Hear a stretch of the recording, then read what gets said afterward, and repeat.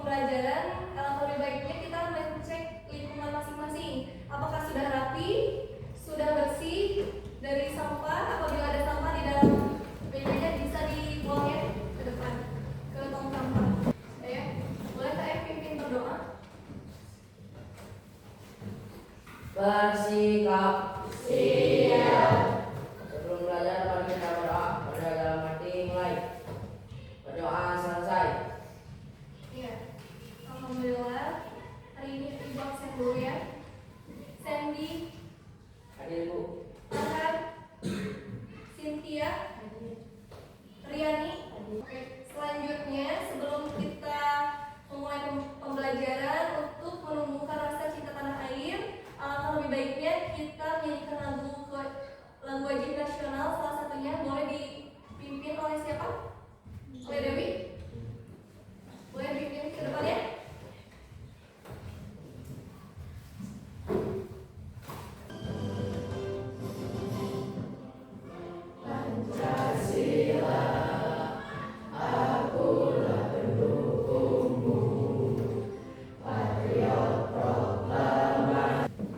Baik anak-anak semuanya, sebelum ibu melanjutkan ke materi yang baru, ibu akan menanyakan dulu nih materi yang sebelumnya ibu bahas.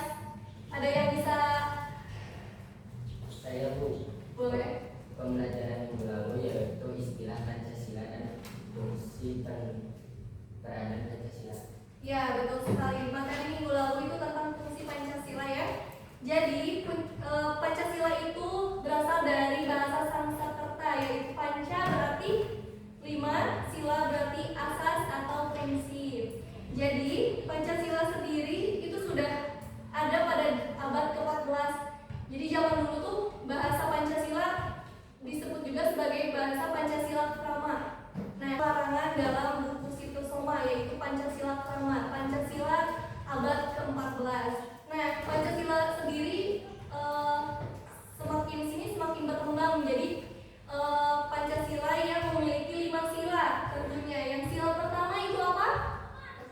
Yang Pancasila. Kedua, kemanusiaan yang adil dan beradab. Tiga, kesatuan Indonesia. Empat, kerakyatan yang dipimpin oleh hikmat kebijaksanaan dalam permusyawaratan perwakilan. Kelima, keadilan sosial bagi seluruh rakyat Indonesia. Nah, betul sekali. Secara umum Pancasila sendiri memiliki beberapa fungsi juga ya yang ibu akan sebutkan. Adapun fungsi Pancasila yaitu yang pertama sebagai jiwa bangsa, yang kedua sebagai kepribadian bangsa, yang ketiga sebagai sumber dari segala sumber hukum, yang keempat sebagai perjanjian luhur, yang kelima sebagai cita-cita dan tujuan bangsa Indonesia, yang keenam satu-satunya asas dalam kehidupan berbangsa dan bernegara, dan yang terakhir sebagai moral pembangunan. Nah, itu ya materi yang sebelumnya kita bahas. Selanjutnya kita akan membahas tentang Pancasila sebagai dasar negara. Ya, dan pada intinya apabila dasar negara kuat, maka negara akan kuat dan kokoh walaupun menghadapi berbagai permasalahan. Dan jika lemah, fondasinya lemah, akan mudah roboh dan mudah dihancurkan, mudah teradu domba oleh orang lain gitu ya. Selanjutnya ibu akan menerangkan tentang Pancasila sebagai dasar negara ya. Sering disebut juga dengan way of life, yaitu